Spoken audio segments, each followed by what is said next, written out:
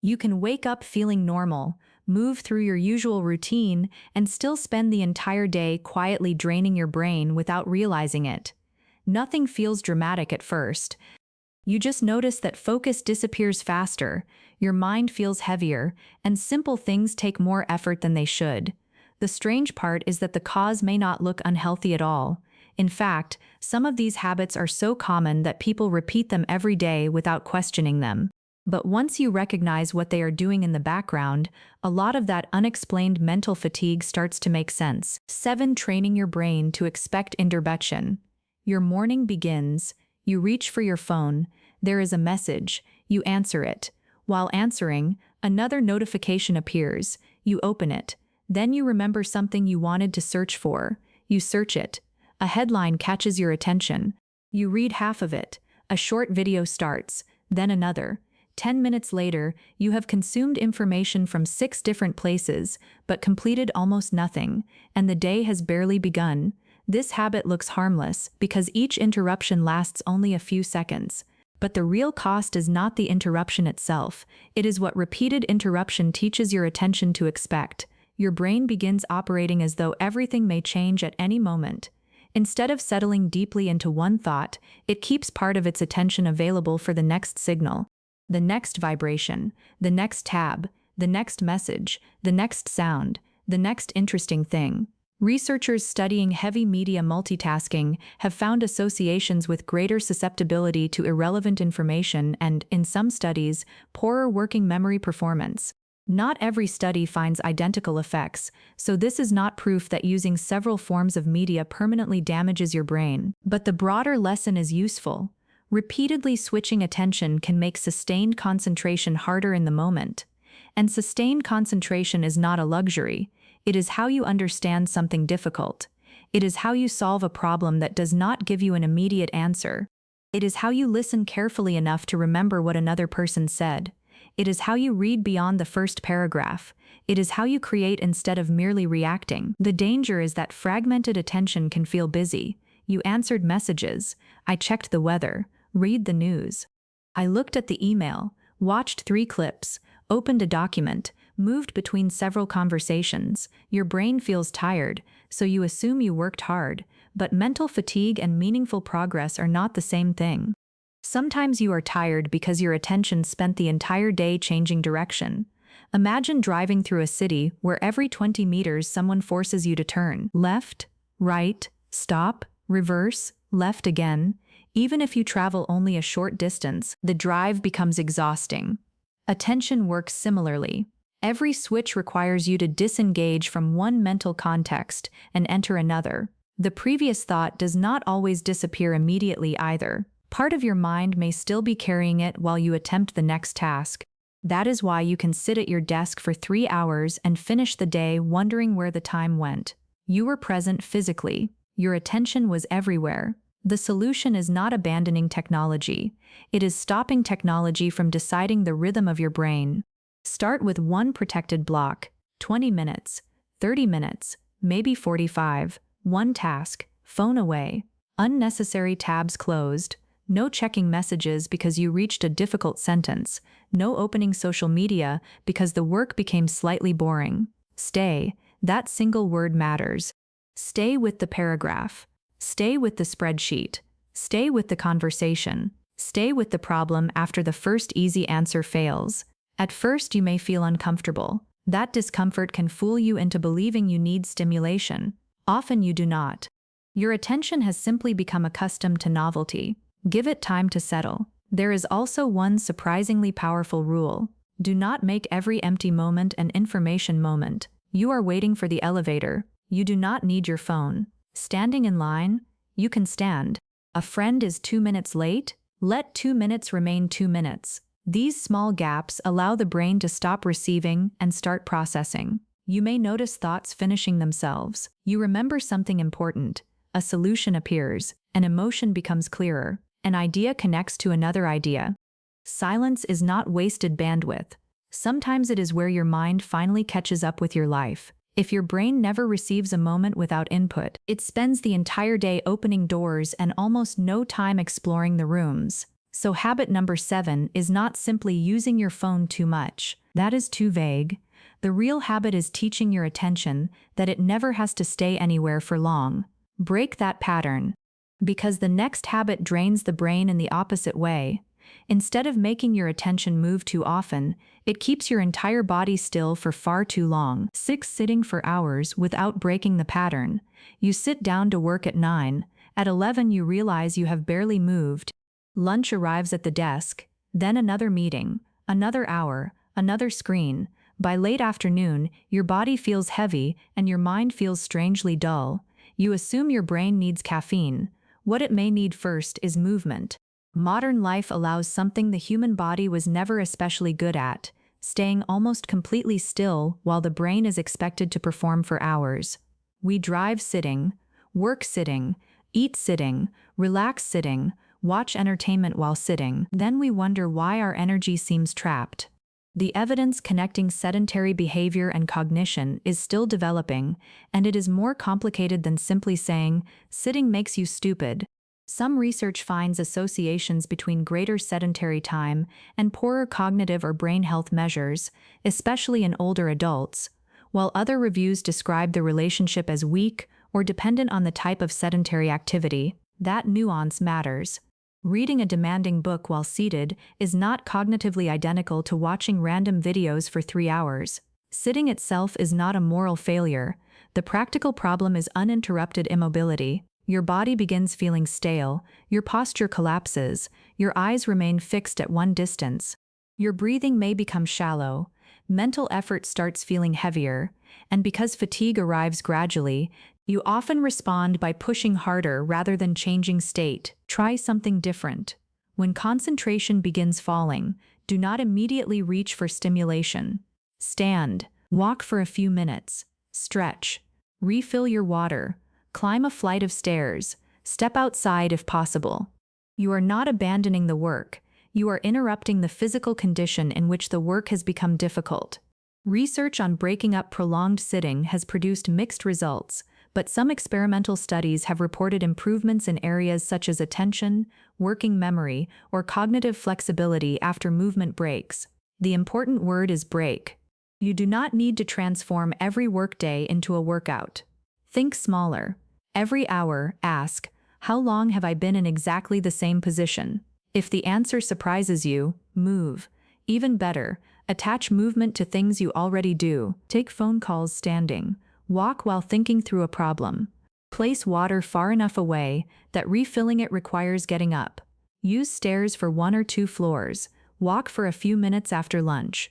When a meeting ends, move before opening the next window. These small transitions change the rhythm of the day. There is also a creativity benefit that is easy to understand even without complicated neuroscience. Some problems become harder the longer you stare directly at them.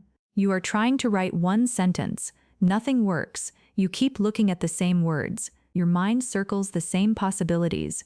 Then you get up, walk to another room, and suddenly the sentence arrives. Why?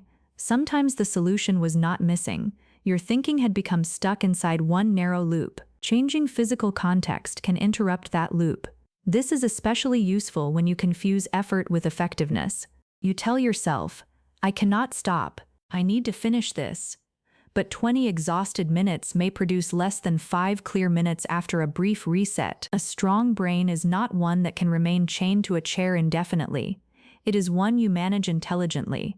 Work, move, return, focus, reset, return, iron. There is rhythm again. And rhythm protects you from the next habit, because an exhausted mind often develops a dangerous coping mechanisms. It fills every quiet space with low-quality stimulation. 5. Consuming information long after your brain is full. There was a time when boredom meant nothing was happening. Now boredom often means nothing interesting has happened for approximately 8 seconds. You finish work. Your brain is tired, so you open a video. While watching it, you check comments, then messages, then another app. You sit down to rest, but your mind receives more words, more faces, more opinions, more sounds, more headlines, more arguments, more recommendations. You call this relaxation. Your brain may experience it as another shift of information. This is an important distinction. Rest is not simply the absence of work. Rest is a reduction in demand. If your job requires attention for 8 hours and your evening requires another 4 hours of continuous digital input, the content has changed, but your brain has not necessarily received much quiet. Imagine eating dinner immediately after finishing lunch, then another meal, then another. Eventually, even good food becomes too much. Information can work the same way. You need time not only to acquire input, but also to digest it. Consider how many unfinished pieces of information your mind encounters each day. You read half an article, watch 30 seconds of a video, hear part of a podcast, scan 5 headlines, receive 8 messages, see 20 advertisements, read comments from strangers, listen to someone speaking while another screen is active. None of these pieces seems heavy by itself, but together they create cognitive clutter. Your mind becomes full without becoming informed. This is why you can consume content for 2 hours and struggle to remember 3 useful things from it. The answer is not to reject information. It is to become selective about what deserves access to your attention. Before opening another piece of content, ask one question: what am I here for? Am I trying to learn something? Relax? Find an answer? Connect with someone? Or did my hand simply move toward the phone because there was a pause? That question separates intention from reflex. When there is intention, consumption has an endpoint. I want to learn how this works. You find the answer. You leave. Reflex has no endpoint. You scroll until something external forces you to stop. Battery, sleep, work, guilt, the next obligation. This is how information becomes draining, not necessarily because the content is bad, because the brain never receives a clear signal that receiving is finished. So create a stopping ritual. After work, perhaps 10 minutes without audio. After a long study period, no immediate short-form content. During meals, occasionally eat without another stream of information entering your mind. Before sleep, allow the final part of the evening to become less stimulating instead of more. When you finish a useful article, resist instantly opening another. Pause. Ask yourself what you remember. One idea, one sentence, one application. That small act turns consumption into learning. There is a major difference between recognizing information and knowing it. Recognition says, yes, I have seen this before. Knowledge says, I can explain this without looking. Constant consumption creates enormous familiarity. Everything looks familiar. You have heard the terminology, see the advice, watch the explanation. But familiarity can create an illusion of mastery. The brain grows stronger intellectually when it has to retrieve, connect, explain, question, and apply. Passive intake can feel easier because nothing is demanded from you, so occasionally close the source and reconstruct the idea yourself. What were the 3 points? Why did they matter? Where would you use them? Could you explain them to another person? Now your brain is doing something with the information instead of merely standing underneath it like a bucket beneath a tap. Your mental diet deserves the same attention as any other diet. Not every available thing needs to be consumed. Not every silence needs to be filled. Not every opinion needs to enter your head. And when you stop filling every gap, something else may become noticeable. You may finally hear the stress that constant stimulation was helping you avoid. That brings us to number 4. 4. Carrying stress without ever completing the stress cycle. A difficult conversation happens at 10 in the morning. At 11, you are still replaying it. At lunch, your shoulders remain tense. At 3, another problem arrives. At 5, you leave work physically, but the day travels home inside your body. At 8, you are imagining tomorrow. At midnight, you are lying in bed having arguments that are not currently happening. Nothing is chasing you, but your nervous system has not received the message. Stress is not automatically harmful. You need a stress response. It helps you respond to challenges. The problem is when activation becomes your default state and recovery becomes optional. Chronic stress has been associated with changes in brain regions involved in memory, emotion, and executive function, and stress can interfere with prefrontal abilities such as working memory and flexible decision-making. You may notice this in ordinary life before you ever think about neuroscience. When you are overwhelmed, your thinking becomes narrower. Small inconveniences feel larger. You forget obvious things. Patience disappears. You make decisions simply to make the decision go away. You struggle to hold several pieces of information in mind. Then you criticize yourself. Why am I so stupid today? You may not be stupid, you may be overloaded. One of the worst habits is treating chronic stress as proof of commitment. If I care, I should keep thinking about it. If I stop worrying, I will become careless. If I relax, I might forget something. So the brain never gets permission to release the problem. But worry and problem solving are not the same process. Problem solving produces a next action. Worry often produces another version of the same question. Suppose you are concerned about a meeting. Problem solving says, I need 3 numbers. I need to prepare my opening. I need to anticipate 1 objection. Done. Worry says, what if it goes badly? What if they dislike the idea? What if I forget something? What if I look nervous? What if something happens that I cannot predict? No amount of thinking can complete an undefined threat. That is why a practical stress habit is externalizing unfinished concerns.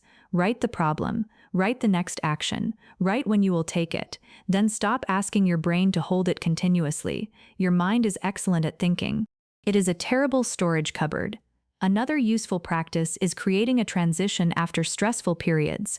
Do not carry work directly into the next part of your life without changing state.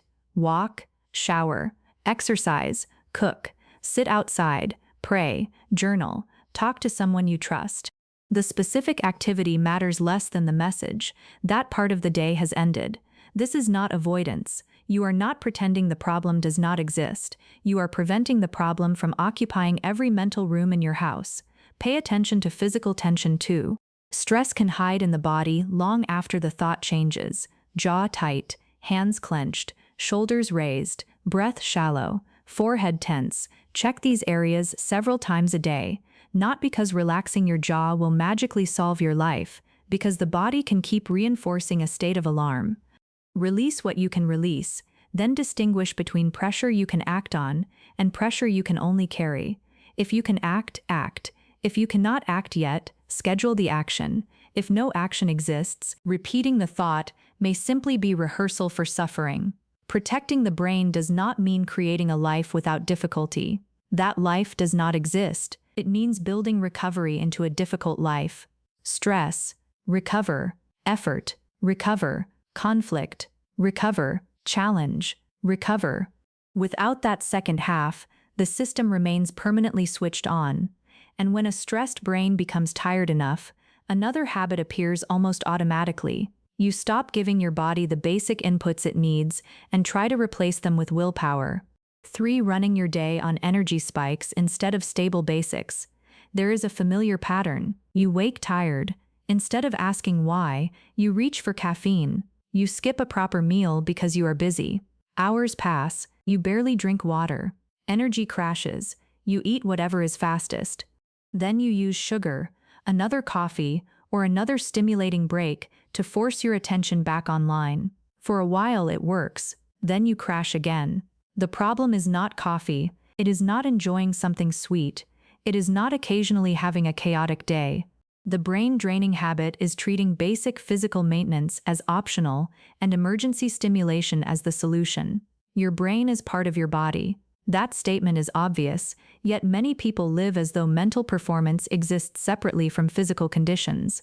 They expect clear thinking after inadequate sleep, stable attention after hours without moving, patience after an entire day of stress, good decisions while hungry and exhausted. Then when performance drops, they blame character. I have no discipline. My brain is getting weak. I am lazy. Sometimes what looks psychological is partly physiological. Start with water. You do not need to turn hydration into a complicated ritual or force extreme quantities. Simply stop allowing the entire day to pass before realizing you hardly drank anything. Keep water accessible. Drink with meals. Drink after physical activity. Pay attention to thirst and to conditions such as heat that increase fluid needs. Then think about food as support for the day rather than entertainment between tasks. Meals that leave you comfortable and functional are more useful than cycles of skipping, overeating, and crashing. There is no universal perfect breakfast or perfect eating schedule for every person. That matters. The point is consistency, not another rigid lifestyle rule. Notice your own patterns. When does concentration disappear? Was it after 4 straight hours of work? After you skipped lunch? After poor sleep? After multiple coffees on an empty stomach? After sitting indoors all day? Instead of immediately reaching for motivation, investigate conditions. You can create a simple mental performance checklist. Have I slept enough? Have I eaten appropriately for my needs? Have I had water? Have I moved? Have I seen daylight? Have I been staring at the same distance for hours? Am I mentally overloaded? This checklist is powerful because it prevents dramatic explanations for ordinary fatigue. Sometimes you do not need a new productivity method. You need lunch. Sometimes you do not need an inspirational speech. You need sleep. Sometimes you are not losing your intelligence. You have been staring at a glowing rectangle for 6 hours without moving. Basic does not mean unimportant. In fact, the basics become more important precisely because they are easy to ignore. Nobody congratulates you for drinking water. Nobody calls you ambitious because you walked outside for 10 minutes. Nobody is impressed that you stopped working and ate. There is no dramatic before and after photograph. But sustainable brain performance is built from unglamorous maintenance. Think of an athlete. No serious athlete says, "I want elite performance," but sleep, food, hydration, and recovery are distractions. Yet knowledge workers often behave exactly this way. They demand output from the brain while neglecting the organism carrying it. Then they wonder why the mind becomes unreliable. So before upgrading your apps, notebooks, systems, supplements, or productivity tools, upgrade the conditions under which your brain is being asked to work. That foundation becomes even more important as we reach number 2, because there is one condition people routinely sacrifice in order to gain time and then lose much of the quality of that time the following day. 2. Borrowing hours from sleep and expecting your brain not to charge interest. You know this habit. It often begins with one sentence. I'll sleep later. One more episode. One more task. One more hour of work. One more scroll. One more conversation. One more chapter. Sleep feels negotiable because the consequences are delayed. If you skip lunch, you become hungry. If you hold your breath, your body complains immediately. But when you cut sleep, you can still wake up. You can still shower, still drive, still answering email, still speak. So you conclude that you got away with it. Your brain knows otherwise. Sleep loss reliably affects attention and working memory, and it can impair reaction time, decision-making, learning, and memory processes. The exact effects vary between people and tasks, but this is one of the strongest evidence-based habits on this list. The frightening part is not always feeling sleepy. It is performing below your normal level while adapting psychologically to the feeling. You begin calling tired normal. You need 3 alarms. Normal.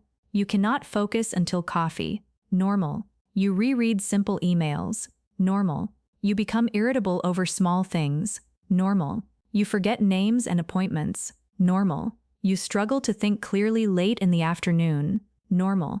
When a problem becomes familiar, we stop treating it as a problem, and modern culture often rewards sleep sacrifice. Someone says they worked until 2 in the morning, and it sounds committed. Someone says they slept 8 hours, and it can sound indulgent. But if the work requires judgment, memory, concentration, creativity, emotional control, or learning, sacrificing sleep can undermine the very abilities the extra working hours were supposed to improve. Think about studying. You stay awake longer because you want more time with the material. But learning is not only exposure. The brain has to stabilize and consolidate information. Sleep plays an important role in memory processes. This means more time awake is not automatically more learning. Sometimes one exhausted hour steals quality from several hours tomorrow. The solution is not obsession. Sleep anxiety can become its own problem. You do not need a perfect score every night. Life happens. Children wake up. Work emergencies occur. Travel disrupts schedules. Illness happens. The habit to change is voluntary. Repeated sleep theft. The hour you lose because you truly had no choice is different from the hour you lose because an algorithm kept offering one more video. Start with your stopping time. Many people have a wake-up alarm, but no evening boundary. Morning has a schedule. Night is allowed to expand until exhaustion wins. Reverse that. If you know roughly when you need to wake, protect enough time before sleeping. Then create friction around whatever steals the final hour. If your phone is the problem, move it. If television keeps expanding, choose the final episode before starting. If unfinished work follows you into bed, write tomorrow's first action and close the work. If your brain becomes active the moment the lights turn off, give yourself a quieter transition instead of switching directly from stimulation to sleep. And do not confuse being in bed with sleep opportunities if the bed has become another entertainment center. The goal is not to win a discipline contest. The goal is to make sleep easier to choose, because the brain you wake up with tomorrow is being prepared tonight. That brings us to number 1, not because it is more dramatic than sleep deprivation. It is not. But because it quietly connects many of the other habits. You can sleep enough, drink enough, move enough, and still exhaust your brain if you live every day in one particular mental mode, one never allowing your brain to do one hard thing without escaping. This may be the most modern brain-draining habit of all. The moment something becomes difficult, we escape. A paragraph becomes challenging. Check the phone. A conversation becomes uncomfortable. Change the subject. A problem requires 10 minutes of thinking. Search for someone else's answer. A book becomes slow. Find a summary. A skill becomes frustrating. Watch another tutorial instead of practicing. You encounter boredom. Seek stimulation. You encounter uncertainty. Seek certainty. You encounter effort. Seek ease. Little by little, you can build a life where your brain receives enormous amounts of information but almost no sustained challenge. That is a dangerous trade. Your mind needs periods in which the answer is not immediate. Think about what happens when you learn a language. Finding the word is uncomfortable. If someone gives you the answer instantly every time, you feel relieved. But retrieval is part of learning. Think about mathematics. Reading a solved problem can feel obvious. Closing the solution and doing it yourself feels completely different. Think about writing. Watching someone explain writing is easier than staring at a blank page and creating a coherent paragraph. The difficult part is often where the useful mental work begins. We have become extraordinarily good at removing cognitive friction. Need directions? A device guides every turn. Need to remember something? Store it instantly. Need an answer? Search for it. Need entertainment? Unlimited supply. Need wording? Generate it. These tools are useful. The problem begins when assistance replaces effort in situations where effort is the training. A calculator is useful. But if a child uses it before learning basic arithmetic, the tool can replace the skill being developed. Navigation is useful, but occasionally noticing where you are strengthens your relationship with your environment. Search is useful, but attempting to remember before searching changes the task from retrieval avoidance into retrieval practice. Artificial intelligence can be useful, but asking it to think before you have attempted to think can turn a powerful tool into a shortcut around your own reasoning. So create moments where the brain must work before assistance arrives. Before searching, try to remember. Before reading the answer, attempt the problem. Before asking someone what they think, form your own view. Before using directions on a familiar route, see whether you can navigate. Before summarizing an article with a tool, write 3 points from memory. Before opening another tutorial, practice the skill from the previous one. Before abandoning a difficult book, stay with the page for 5 more minutes. This is not anti-technology. It is pro-capability. The strongest use of a tool is often after an attempt, not instead of one. Your attempt reveals the gap, then the tool can help you correct it. Without the attempt, you may never discover what you do not understand. There is also an emotional skill being trained here: tolerance for difficulty. People with strong cognitive endurance are not necessarily enjoying every hard task. They have learned not to interpret difficulty as an emergency. Confusion does not mean stop. Boredom does not mean stop. Slow progress does not mean stop. Not knowing does not mean stop. Sometimes it means stay another minute.